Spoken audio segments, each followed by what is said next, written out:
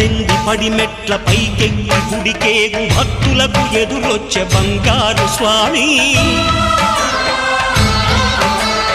ఇరుముడులు స్పృశించి శుభమనుచు దీవించి జన బృందముల చేరే జగమేలు స్వామి తన భక్తులొనరిల్చు తప్పులకు తడబడి ఒక పక్క ఒరిగెన ఓంకారమూర్తి